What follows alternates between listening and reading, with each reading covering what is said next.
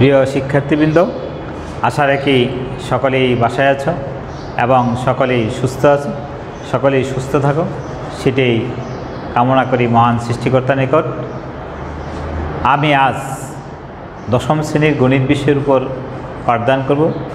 আজকে আমাদের আলোচ্য বিষয় হলো 11 নম্বর অধ্যায়, যেটা অনুপাত ও সমানুপাত। এই অধ্যায়ে আমরা আগেও কয়েকটি ক্লাস নিয়েছি।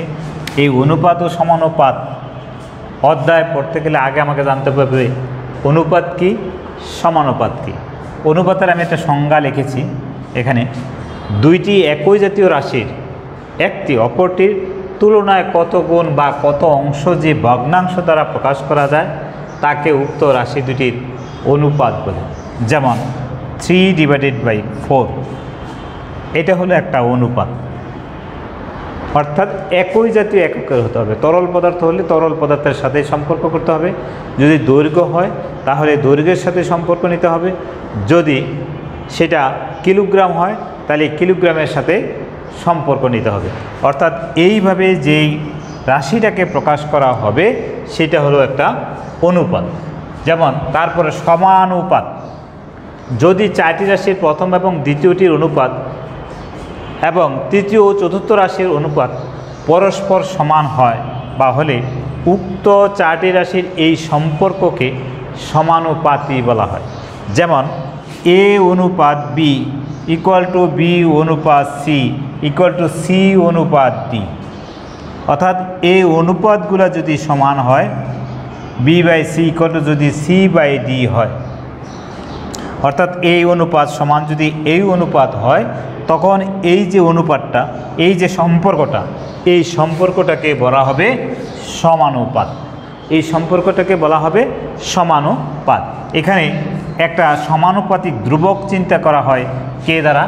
একটা সমানুপাতিক ধ্রুবককে কে দ্বারা প্রকাশ করা হয়, সেটা হলো কে। সেটা খেয়াল রাখতে হবে। এইখানে ম্যাক্সিমাম ক্ষেত্রেই আমাদের এই সমানুপাতিক ধ্রুবক কে এর মান ধরে, অর্থাৎ ওই অনুপাতগুলো সমান কে ধরে আমরা সমাধান করে থাকি। এই বিষয়টা আমাদের বুঝতে হবে। কখনো কখনো এই সমানুপাতিক চিহ্নটাকে এইভাবেও দেখানো হয়, অর্থাৎ ডাইরেক্টলি প্রপোর্শনাল টু, যেটাকে সমানুপাতি বলা হয়, এইভাবেও অনেক সময় দেখানো হয়। এই অনুপাতের এই চিহ্নটা, অর্থাৎ এই যে এই চিহ্নটাকে উঠিয়ে আমরা এরকম একটা ধ্রুবক চিহ্ন ব্যবহার করে থাকি। এখন আমরা এই অধ্যায়ের কিছু অঙ্ক নিয়ে আলোচনা করব, সেটা একটু দেখো। এখানে আমি তোমাদের বইয়ের 7 নম্বর একটা অঙ্ক লিখেছি, সেটা সম্ভবত 7-এর ক নম্বর অঙ্ক। যদি A অনুপাত B = B অনুপাত C হয়, তবে প্রমাণ করো যে A² B² C² × 1/A³ + 1/B³ + 1/C³ = A³ + B³ + C³ এই অঙ্কটা আমাদের বোর্ডও কয়েকবার এসেছে। এই যে 1/A³, এই A³ ক্ষেত্রে 1/A³ আমরা এইভাবেও লিখতে পারি A⁻³ অর্থাৎ A ইনভার্স 3। A এর বিপরীত ফাংশন হলো এটা। ঠিক আছে শিক্ষার্থীরা, আমরা অনেক সময় এই লেখার স্থলে যদি এই লেখাটা চলে আসে তাইলে আমরা মনে করি যে স্যার এটা জানি কোত্থেকে এসেছে। কিন্তু খেয়াল রাখতে হবে এইটা আর এটা একই জিনিস। ঠিক তদ্রুপ 1/B³ = B⁻³ একই জিনিস। এই বিষয়টা তোমরা অবশ্যই খেয়াল রাখবে। এখন আমাদের এই প্রমাণটা করতে হবে। যদি এই প্রমাণটা করতে চাই তাহলে যেখান থেকে আসতে হবে আমাদের, এখানে আমাদের দেওয়া আছে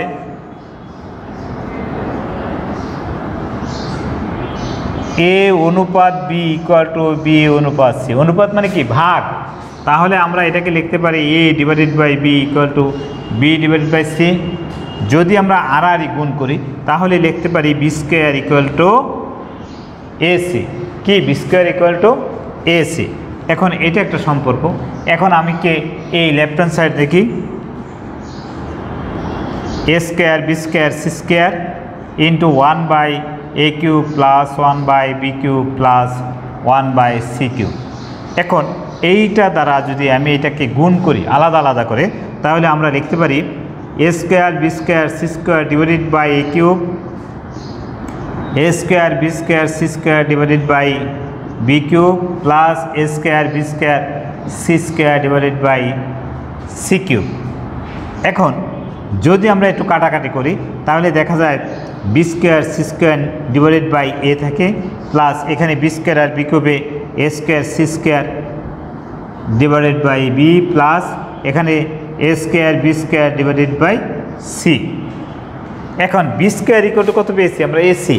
তাহলে বি স্কোয়ারের স্থলে আমরা এসি বসাই into C square divided by A, plus AC হলো B square whole square divided by B, plus A square into B স্কোয়ারের মান হলো এসি ডিভাইডেড বাই সি। এখন দেখো এ এ এ কাটা দিয়ে দেওয়া যায়, এখানে এসি কেটে দেওয়া যায়, এখানে বি টু দি পাওয়ার 4, এখানে বি, তাহলে আমরা ভাগ করলে বি কিউব থাকি, এখানে সি এবং সি স্কোয়ার গুণ করলে হবে C cube plus B cube plus A cube, A square এবং এ গুণ করলে হবে এ কিউব। এটাকে আমরা লিখতে পারি A cube plus B cube plus C cube equal to right hand side. এইভাবে আমাদের এই জাতীয় যে সমস্যাগুলো আছে সেই সমস্যাগুলো সমাধান করতে হয়। তোমরা তারপরে অঙ্কটা একটু দেখো। প্রিয় শিক্ষার্থীবৃন্দ, তোমাদের বইয়ের 9 নম্বরে একটা অঙ্ক লিখেছি, এইটাও বিভিন্ন সময় বোর্ডে এসেছে, তাহলে আমাদেরকে এইখান থেকে আসতে হবে। দেওয়া আছে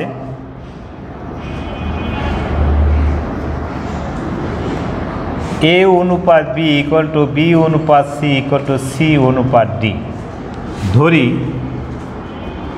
এ অনুপাত বি ইকুয়াল টু বি অনুপাত সি ইকুয়াল টু সি অনুপাত ডি ইকুয়াল টু কে। এই কেটাকে কি বলেছিলাম? সমানুপাতিক ধ্রুবক। কেটা কি? সমানুপাতিক ধ্রুবক। তাহলে এইটা ইকুয়াল টু এইটা ইকুয়াল টু এইটা ইকুয়াল টু এইটা, তাহলে এইটা ইকুয়াল টু এইটা বলতে পারি। তাহলে A by B equal to K, B by C equal to K এবং C by D equal to কে।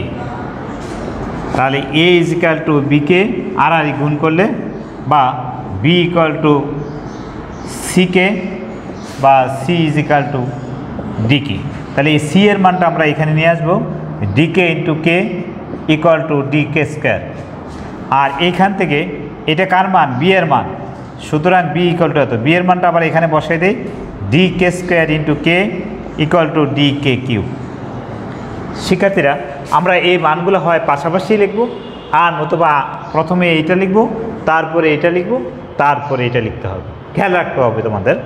এখন আমাদের এই লেফট হ্যান্ড সাইডের যে অংশ আছে এইটা ইকুয়াল টু এইটা আমাদের প্রমাণ করতে হবে। তাহলে আমাদের left hand side equal to আছে A square plus B square plus C square into B square plus C square plus D square. এখন এর মান হলো ডি কে কিউব, বসাই আমরা D K cube whole square, plus B এর মান হলো D K square whole square plus D K whole square. আবার বি এর মান D K square whole square plus C এর মান হলো D K whole square plus D square. এখন এইটাকে যদি আমি বর্গ করি তাহলে D square K to the power 6 plus D square K to the power 4 plus D square K square into D square K to the power 4 plus D square K square plus D square. এখন শিক্ষার্থীরা দেখো, এইখান থেকে আমাদের যে বিষয়টা আসতেছে, আমরা যদি এখানে ডি স্কোয়ার আছে, এখানে ডি স্কোয়ার, এখানে ডি স্কোয়ার, তাহলে একটা ডি স্কোয়ার কমন যায়। আবার এখানে কে square K to the power 4 আর হলো কে টু দি পাওয়ার 6, তাহলে কে স্কোয়ার কমন যাবে, তাহলে থাকবে K to the power 4 plus K square plus 1 into এইখান থেকে আমাদের আবার ডি স্কোয়ার কমন যায়। তাহলে যদি আমি এখান থেকে ডি স্কোয়ার কমন নিই তাহলে K to the power 4 plus K square plus 1। এখন এই দুইটা রাশি কি আছে? গুণন আকার আছে। এই ডি স্কোয়ার আর ডি স্কোয়ার গুণ করলে কি হবে? D two the power 4। আর এখানে কে স্কোয়ার আছে, তাহলে আমরা লিখলাম কে স্কোয়ার। এখন দেখো, এখানে K to the power 4 K square plus 1, এখানেও K to the power 4 K square plus 1। এখন এই দুইটা রাশি গুণ করলে কি হবে? K to the power 4 plus K square plus 1 whole square. অর্থাৎ যেরকম আমরা লিখি A into A equal to কি লিখতাম? এ স্কোয়ার, এই রূপে। এখন আমাদের লেফট হ্যান্ড সাইড সমান আমরা এই মানটা পেয়েছি, লেফট হ্যান্ড সাইড সমান আমরা এই মানটা পেয়েছি। এখন যদি আমরা রাইট হ্যান্ড সাইড করতে চাই, AB plus BC plus CD whole square, AB plus BC plus CD whole square. এর মান কত পেয়েছি আমরা এখানে? DK কিউব বসাই এখানে, DK cube plus into B এর মান কত? DK square into DK square plus DK square into DK plus DK into D তার হোল স্কয়ার। এখন এই দুইটা রাশি যদি আমরা গুণ করি তাহলে লিখতে পারি D square K⁵ plus D square K cube plus D square K whole square. এখন এই যে এই অংশটুকু থেকে আমাদের কি কি কমন যায়? D স্কয়ার কমন যায় আর K কমন যায়, তাহলে থাকে কি K⁴ plus K square plus 1, এটার পুরোটার উপরে স্কয়ার। এখন এই রাশিটাকে যদি আমরা বর্গ করি তাহলে লিখতে পারি D স্কয়ার K স্কয়ার, অর্থাৎ D⁴, কারণ D স্কয়ারকে যদি আমরা বর্গ করি তাহলে D⁴, কে গুণ করলে K স্কয়ার, আর এই পুরোটার উপরে স্কয়ার লিখে দিলাম K⁴ plus K square plus 1 whole square. এখন এই অংশটুকু আর এই অংশটুকু কিন্তু আমাদের একই হয়ে গেল, তাহলে আমরা বলতে পারি সুতরাং left hand side equal to right hand side. এখানে বলছে দেখাও যে বললে আমাদের বলতে হবে শুড, অথবা বাংলায় বলতে হবে দেখানো হলো। এই অঙ্কটা কয়েকবারই আমাদের বোর্ড পরীক্ষায় অর্থাৎ SSC পরীক্ষায় এসেছে। এখন আমি তোমাদেরকে আরেকটা অঙ্কে নিয়ে যাচ্ছি, একটু দেখো। শিক্ষার্থীবৃন্দ, আমি তোমাদের বইয়ের 17 নম্বর অঙ্কটা লিখেছি, সেটা হলো x/xa plus yb plus z of c equal to y/ya plus z of b plus x of c equal to z/za plus xb plus yc এবং x plus y plus z is not equivalent of G হলে দেখাও যে প্রতিটি অনুপাত সমান 1/a plus b plus c। তাহলে আমরা একটু আগে বলেছি প্রতিটি অনুপাত কাকে বলেছি? কে। তাহলে এই যে এটা এই তিনটা রাশি কিন্তু অনুপাত আকারে আছে, এই অনুপাতগুলোর সমান আমাদেরকে একটা রাশি ধরে নিতে হবে। এখন এটার সমাধানটা হবে এরকম, ধরি x/xa plus yb plus z of c equal to y/ya plus z of b plus x of c equal to z/za plus xb plus yc equal to k। সুতরাং x divided by xa plus yb plus z of c equal to k। সুতরাং x is equal to k into xa plus yb plus z of c। এটা কি করেছি? আর গুণন করেছি। কি করেছি? আর গুণন, কোনাকুনি গুণন, ঠিক আছে? কারণ কে এর নিচে মনে একটা 1 আছে, এই 1 দ্বারা এক্সকে গুণ করলে x, আর কে দ্বারা এই রাশিটাকে গুণ করলে আমরা এরকম লিখতে পারি। এটাকে দিলাম সমীকরণ নম্বর 1। আবার y divided by ya plus z of b plus x of c equal to k। সুতরাং y equal to k into ya plus z of b plus x of c।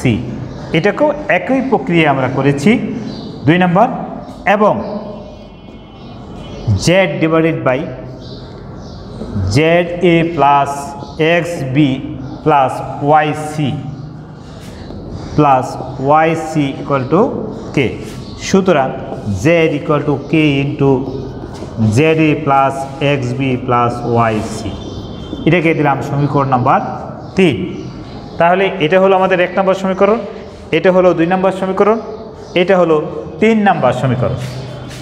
এখন লিখি 1 নং 2 নং 3 নং, 1 নং 2 নং 3 নং সমীকরণকে যোগ করে পাই 1 নং 2 নং ও 3 নং সমীকরণ যোগ করে পাই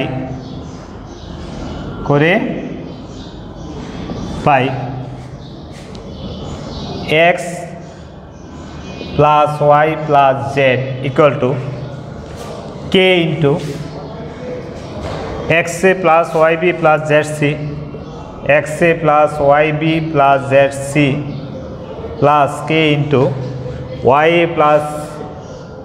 plus Z of B plus X of C plus K into Z A plus X B plus Y C বা X plus Y plus Z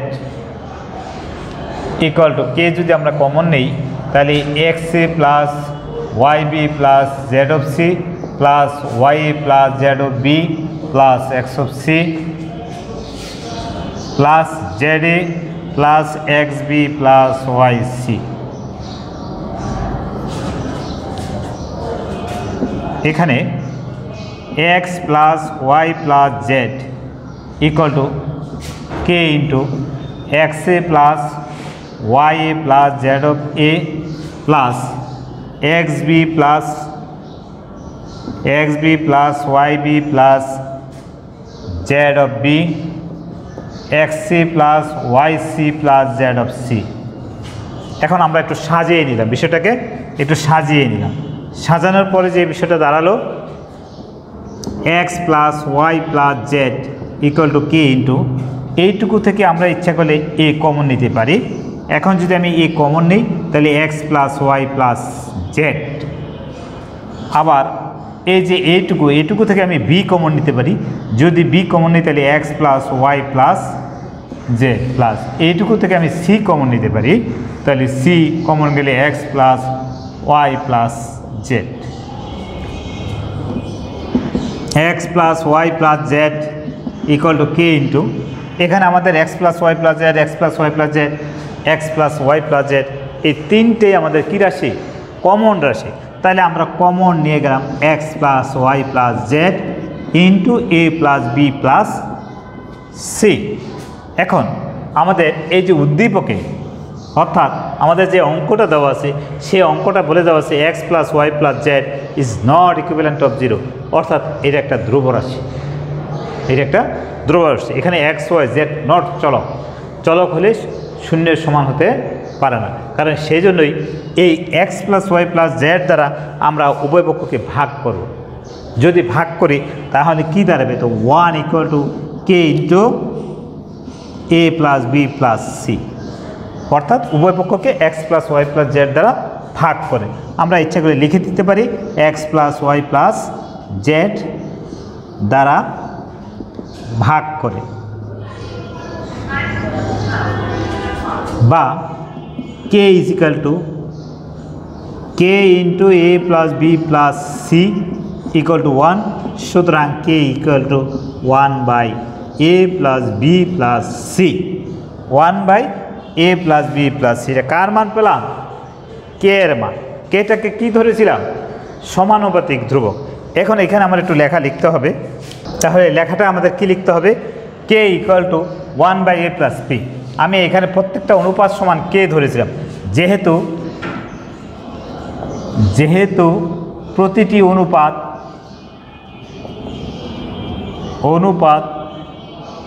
সমান কে ধরা হয়েছে এবং কে এর মান 1 by A plus B plus C এর সমান বলে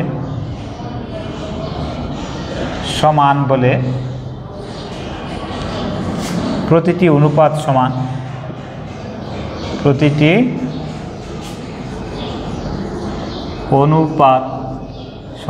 1 by A plus B plus C. এইভাবে এইটুকু লিখে আমরা বলতে পারবো দেখা হচ্ছে শুড। তাহলে শিক্ষার্থীরা এইভাবে আমাদের যে সমস্যাগুলো আছে আমাদের এই সমস্যাগুলো সমাধান করতে হবে। এবং এরকম আরও অনেক অঙ্ক আছে যেগুলো আমাদের বোর্ড পরীক্ষায় এসেছে, সেগুলো তোমরা অবশ্যই বাসায় মনোযোগ সহকারে চেষ্টা করবে এবং যে যত বেশি প্র্যাকটিস করবে সে তত ভালো করবে।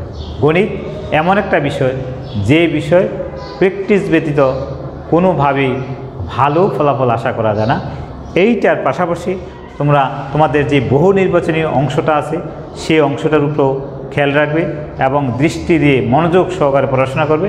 তবে এই দুর্যোগ সময়ে যেহেতু করোনার পরিস্থিতি আবার বাড়িতেছে, সেদিকে তোমরা সজাগ থেকে এবং বাহিরে যে বের হবে অবশ্যই মাস্ক পরে বের হবে এবং বাবা মার দিকে খেয়াল রাখবে, নিজেরা সতর্ক থাকবে, প্রয়োজন ছাড়া বাসা থেকে বের হবে না।